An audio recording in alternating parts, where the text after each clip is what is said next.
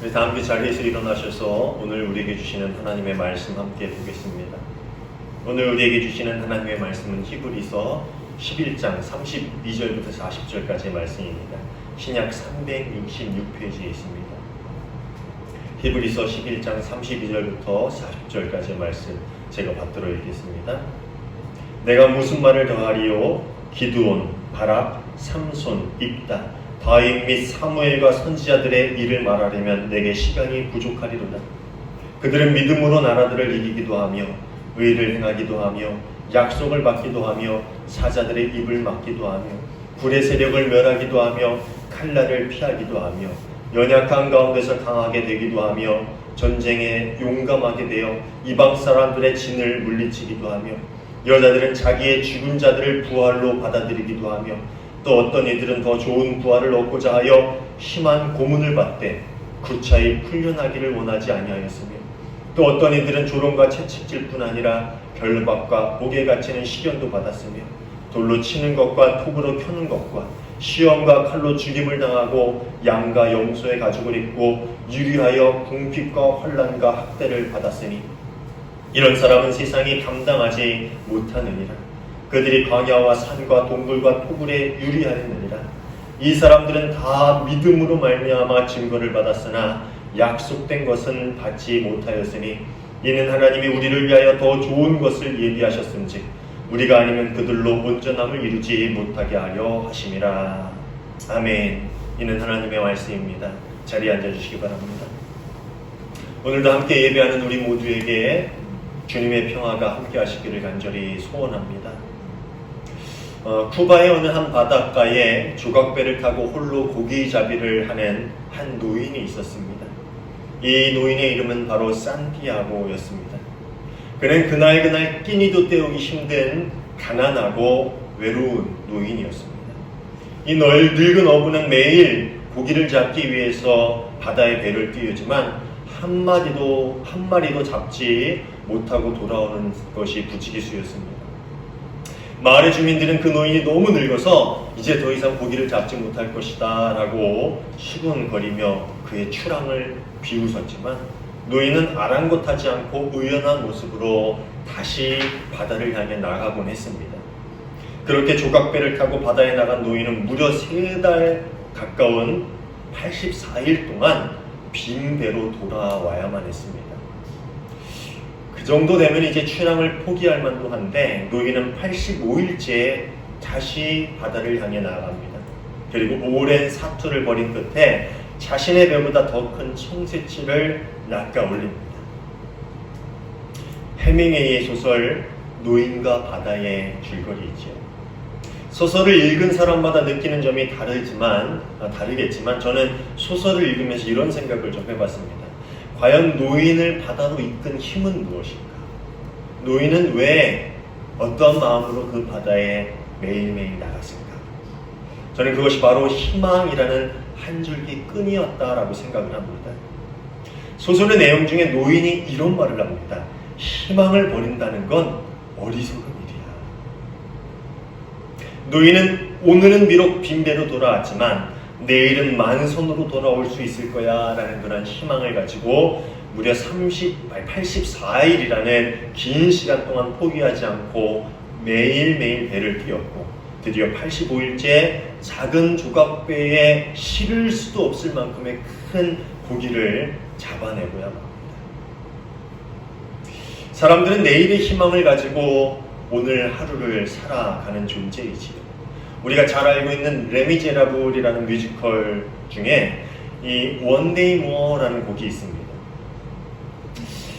오늘은 힘들고 고나지만 당장 삶의 끈을 놓아버리고 싶을 정도로 괴롭지만 그래도 하루만 더 라는 마음을 가질 수 있는 것은 내일은 승리를 위한 세상이 올 것이다 라는 그러한 희망이 마음속에 있기 때문이지. 어쩌면 오늘 우리가 살아가고 있는 이 세상에도 이런 희망을 가지고 오늘의 시간들을 묵묵히 견디며 살아가는 많은 사람들이 있을 것입니다. 그런데 우리 그리스도인들에게도 세상 사람들이 바라고 꿈꾸는 내일의 희망보다 오늘을 살아가게 만드는 더 큰 삶의 이유가 있지. 히브리서 기자는 그 삶의 이유, 오늘을 하루하루 묵묵히 견뎌나가는 그 삶의 이유와 목적을 믿음이라고 이야기합니다. 희망은 올지 안 올지 모르지만 원하고 바라는 것들을 바라보는 것이다 라고 이야기한다면, 믿음은 반드시 이루어질 것에 대한 확신이라는 점에서 그 둘 사이에는 차이가 있습니다. 초기 그리스도 공동체의 삶은 하루하루 괴로운 일들의 연속이었을 것입니다. 그들이 선택한 그리스도인의 길을 걸어간다는 것은 참 쉽지 않은 일이었지요. 희롱을 당하는 것은 일상다반사였을 것이고, 때로는 채찍질을 당하기도 하고, 또 때로는 옥에 갇혀 결박을 당하기도 하였을 것입니다. 심지어 스데반 집사처럼 돌에 맞아 죽는 사람도 있었을 것이고요. 어떤 이들은 톱이나 칼 같은 잔인한 도구로 그 생명을 빼앗기기도 하였습니다. 결국 많은 사람들은 신앙의 박해를 피하여서 광야와 산중과 동굴에서 숨어 사는 길을 택하기도 하였습니다. 제가 2015년도에 터키를 성지 순례로 다녀왔는데, 그곳에 데린쿠유라는 지하 도시가 있습니다.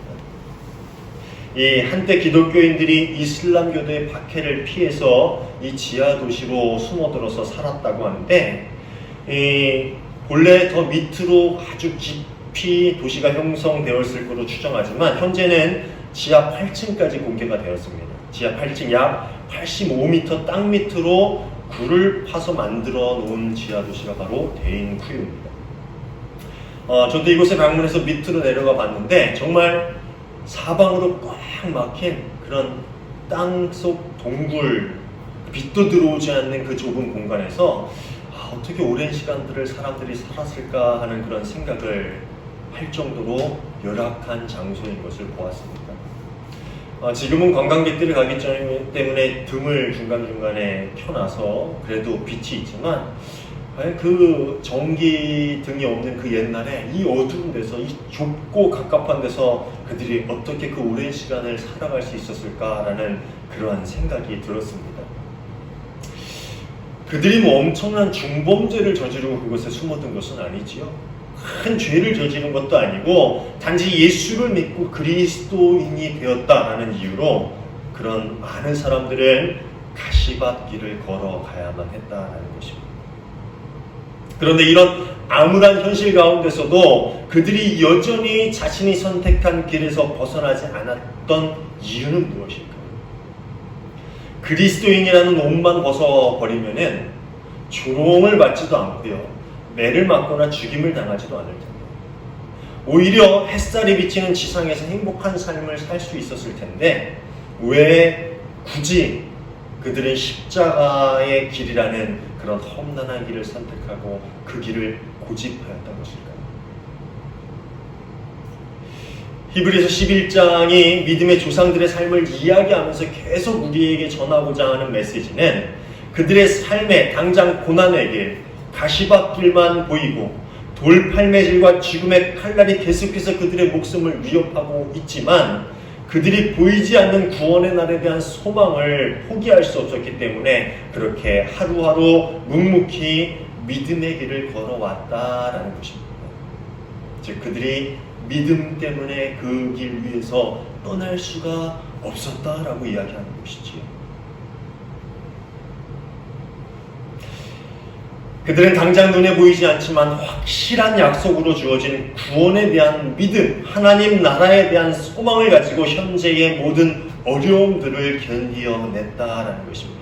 그리고 이것은 세상이 이야기하는 내일의 희망과는 다른 차원의 개념을 가지고 있는 이야기죠. 종종 믿지 않는 친구들이 가끔 동창회 때 나가서 저를 만나면요, 그런 농담을 해요. 야, 내가 로또를 샀는데 로또가 되면 너 교회 하나 지어줄게. 듣기만 해도 기분이 좋은 소리지만, 로또가 연락이 없는 거 보니까 로또가 안 된 것 같아요. 근데 왜 사람들이 왜 복권을 살까라는 생각을 해봤어요. 사람들이 왜 복권을 살까요? 아마 여러분도 다 산 적 있죠? 한 번씩은 사봤을 거 아니에요. 왜 복권을 샀습니까? 어떤 분들은 재미로 사기도 하고요. 또 어떤 분들은 어떤 마음을 갖고 사요? 이것이 혹여나 당첨되진 않을까. 만약에 복권에 당첨될 확률이 아예 없다면, 확실히 없다면 사람들이 복권을 살 일이 없죠. 그걸 왜 삽니까? 붕어빵이나 사 먹지. 아주 희박하긴 하지만 혹여나 당첨될지 모른다라는 작은 희망, 아주 작은 희망을 가지고 사람들은 복권을 사는 겁니다. 그리고 그 아주 작은 희망에 기대어서 오늘의 고단한 삶을 달래고는 하는 거죠. 그래서 복권 사면은 한 주 동안 행복하다 그러잖아요. 왜?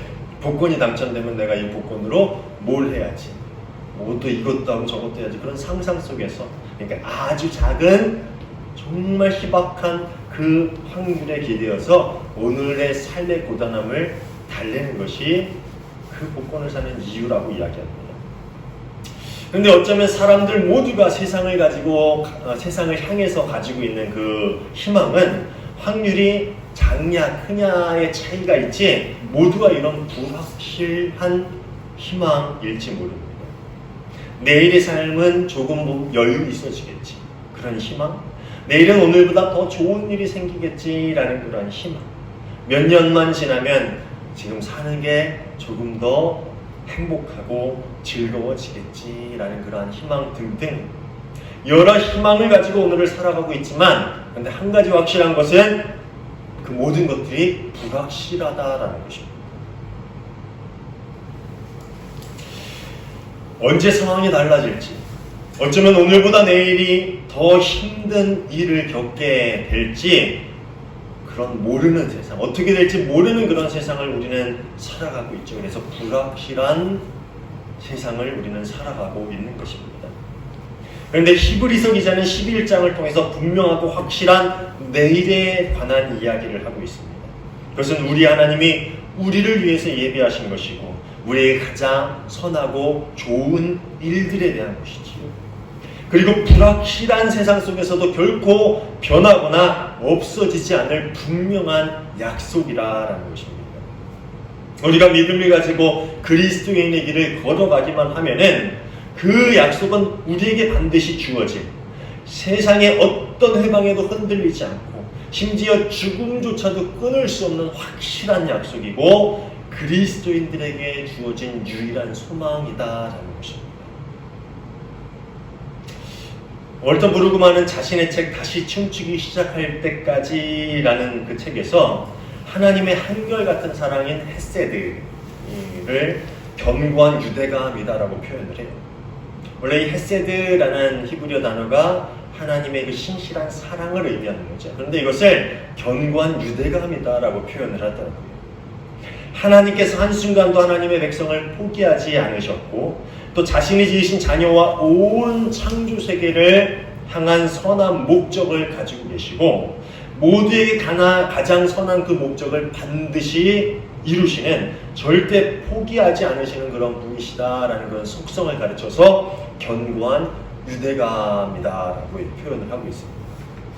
이해 가십니까? 하나님 분명 우리에게 계획을 갖고 계신데 그 계획은 우리에게 그리고 이 모든 창조 세계에 가장 선하고 가장 복된 계획이다라는 것이죠. 그리고 하나님은 결코 그것을 포기하지 않으신다라는 거예요. 그래서 하나님의 사랑을 견고한 유대감이다라고 이야기하고 있습니다. 그렇게 이 책에서는 믿음을 이렇게 정의하고 있어요. 하나님이 죽음 앞에서도 그분의 선하심을 거두어드리지 않는다라는 것을 아는 것. 하나님이 죽음의 위협 앞에서도 그분의 선하심을 거두어드리지 않으심을 아는 것. 이게 믿음이다라는 것이지.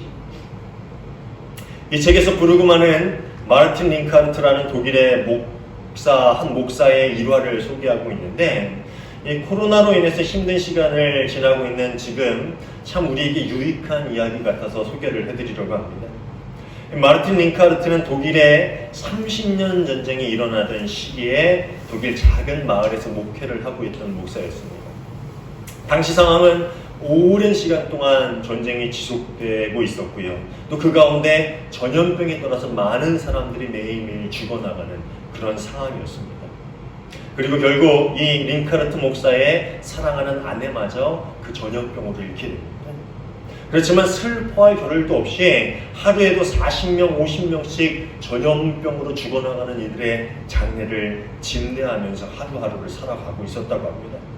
그렇게 정말 괴롭고 치열한 시간들을 보내고 있던 어느 저녁 식사 때에 그는 이런 기도를 남깁니다. 지금 우리 모두의 마음과 손과 목소리를 모아 우리 하나님께 감사드립니다. 놀라운 일들을 행하신 그분 안에서 온 세상이 기뻐합니다.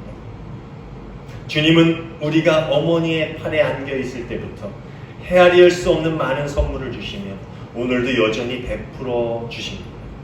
은혜가 풍성하신 하나님, 우리 삶의 모든 과정에 동행해 주시고 기쁨과 복된 평안을 주셔서 우리를 위로해 주셔서 하나님의 은혜 안에 지켜주시며 어려울 때 인도하셔서 이 세상과 다가올 세상의 모든 악에서 구원하소서.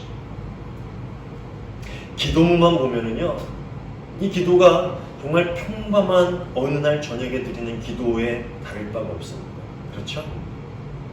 사랑하는 아내를 병으로 잃고 전쟁은 지속되고 있고 전염병으로 죽어나가는 사람들을 하루에 40명, 50명씩 그 장례를 인도하면서 그 와중에 어느 날 드린 기도라고는 절대 믿겨지지 않을 만한 그런 기도입니다. 링카르트 목사는 이 황폐한 날들 또한 하나님께서 선한 일들을 만들어 가시는 시간이다라는 그 확신이 있었고요. 비록 그 시간들이 자신을 비롯한 많은 이들에게는 고단하고 힘든 시간들이지만 하나님은 그분의 자녀들을 향한 선하고 거룩한 목적을 반드시 신실하게 이루실 것이다 라는 믿음을 가지고 이 감사의 기도를 주님 앞에 드린 것이지. 바로 이런 믿음이 히브리서 기자가 이야기하고 있는 아브라함을 비롯한 수많은 믿음의 선진들이 가지고 있었던 믿음이었고, 이 믿음의 의지에서 그들은 신앙이라는 순례의 길을 걸어갔고 모진 핍박과 심지어 죽음 앞에서도 그 길을 떠나지 않았다라는 것입니다. 그들이 만약 단순히 오늘 고난을 받지만 내일은 배불리 먹고 편안하게 잠을 잘 수 있겠지, 오늘 힘들지만 내일은 모든 일들이 해결돼서 이 세상에서 내가 부귀영화를 누리며 살 수 있겠지 라는 그런 희망을 가지고 그 하나님의 부르심을 따라 나섰다면 계속되는 고난과 위험 그리고 죽음 앞에서, 죽음의 위협 앞에서 그들은 하나님의 길을 벗어나 세상의 길로 달려갔을지도 모릅니다. 아니, 그렇지 않을까요? 저는 그랬을 것 같아요. 그렇지만 그들에게는 하나님의 선하심을 황폐한 어떤 상황 가운데서도 변함이 없고, 심지어 우리가 죽음이라는 관문을 지나쳐 가야 하는 그 순간이 올지라도 우리 인생에 계획된 하나님의 선한 목적은 반드시 이루어질 것이다 라는 그런 믿음이 있었다라는 거예요. 내일은 오늘보다 좀 편해지겠지, 내일은 오늘보다 좀 행복해지겠지, 내일은 우리 삶이 좀 넉넉해지겠지 라는 그런 희망이 아니라 상황이 어떻든 간에 우리를 향한 하나님의 계획만큼은 변하지 않지. 심지어 내일 내가 죽음이라는 그 길을 걸어가야 한다 할지라도 여전히 하나님은 우리 인생에 계획하신 그 선하신 계획들을 이루어 가시겠지, 아니 반드시 이루실 것이야 라는 그런 믿음이 있었기 때문에 그들은 그 신앙의 여정을 계속 걸어갈 수 있었다라는 것입니다. 그리고 오늘을 살아가는 우리 역시 그리스도인으로 살아가는 것이 때로는 힘들고 버겁지만 믿음의 의지의 그 길을 담대히 걸어가고 있는 것입니다. 저는 오늘 본문 38절의 말씀이 참 좋습니다. 가로를 쳐놨죠? 가로를 쳐놨는데 이런 사람은 세상에 감당하지 못합니다. 저는 이 말이 히브리서 11장의 전체의 내용 중에서 가장 좋아요. 새 번역은 이렇게 번역을 하고 있습니다. 세상은 이런 사람들이 받아들일 만한 곳이 못 되었습니다. 세상은 이런 사람들을 받아들일 만한 곳이 못 되었습니다. 그런데 이 말씀의 본 뜻은 이런 뜻을 가지고 있습니다. 세상이 그들에겐 아무런 가치가 없었습니다. 믿음의 사람들에게는 핍박과 환난도 문제가 되지 않았고, 세상적인 안녕과 편안함이 그들의 마음을 빼앗을 수도 없었다라는 말입니다. 세상의 어떤 파도나 어떠한 상황도 결국 그들을 흔들리게 하거나 그 길 위에서 벗어나게 할 수 없었다라는 것입니다. 세상의 어떤 달콤한 유혹이나 부귀영화도 그들의 마음을 빼앗아갈 수 없었다라는 것이죠. 세상은 그들에게 가치가 없는 곳이었습니다. 왜냐하면 그들에게는 오직 하나님만이 유일한 소망이었고 하나님의 뜻이 저들의 삶을 통해 이루어지는 것이 그들에게 가장 가치 있는 일이었기 때문에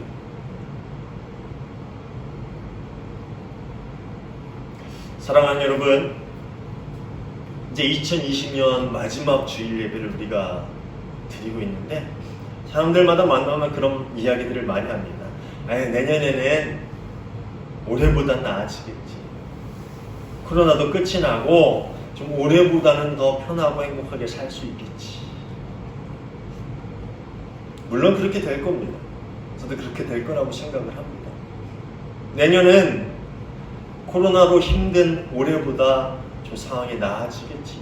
그런데 그런 막연한 바램과 희망보다는 어떠한 상황 가운데서도 하나님께서 당신이 계획하신 가장 선한 길로 우리와 이 세상의 모든 이들을 인도해 가시겠지라는 굳건한 믿음을 갖고 새해를 맞이할 수 있는 저와 여러분 모두가 되기를 간절히 소원합니다. 물론 상황이 나아지는 것도 우리의 소망이 될 수 있고 희망이 될 수 있고 바람이 될 수 있지요. 그런데 적어도 우리 그리스도인들 마음속에는 하나님께서 당신이 계획한 모든 일들을 내년 상황이 어떻게 되든 간에 더 악화가 되든 더 심하게 되든 아니 뭐 어떻게 되든 간에 하나님이 계획하신 그 선하신 일들을 반드시 우리 삶을 통해 이루어 가시겠지, 이루어 가실 것이다 라는 그런 굳건한 믿음을 가지고 다가오는 새해를 맞이할 수 있는 우리 그리스도인들이 되기를 간절히 소원합니다. 어떤 상황이 우리를 찾아올지, 어떤 일들이 우리를 괴롭고 힘들게 할지 사실 모릅니다. 알 수가 없지요. 그렇지만 믿음의 의지에서 보이지 않지만 확실하고 분명하게 주어질 가장 선한 하나님 나라의 상급을 가슴에 품고 세상이라는 바다로 출항을 준비하는 저와 여러분 모두가 되시기를 주님의 이름으로 축원합니다. 기도하겠습니다. 하나님 감사합니다. 어떤 상황 가운데서도 믿음에 의지하여 신앙의 길을 걸어가는 그 이들을 통하여서 저희들을 통하여서 하나님의 선하신 계획을 이루어 가심에 감사를 드립니다. 세상이 좋아져도 나빠져도 상황이 악화돼도 더 좋아져도 그것이 우리의 신앙을 흔들게 하지 않도록 저희가 굳건한 믿음을 갖고 주님께 나아갈 수 있도록 주님 도와주시옵소서. 그런 세상적인 소망과 바람에 기대는 것이 아니라 어떠한 일들이 일어난다 할지라도 하나님이 우리 삶 가운데 계획한 가장 선한 일들이 우리를 통해서 이루어지길 바라고 믿는 마음으로 주님 앞에 나아갈 수 있는 우리 모두가 되게 하여 주시옵소서. 그리하여서 우리 삶을 통해 하나님이 계획하신 일들 이루어가게 하여 주시옵고 또 하나님의 나라가 확장되는 놀라운 역사가 우리 삶을 통해 일어나게 하여 주시옵소서. 늘 우리 삶 가운데 동행하시며 하나님의 선하신 계획을 이루어 가실 주님께 감사하며 예수님 이름으로 기도하옵나이다. 아멘.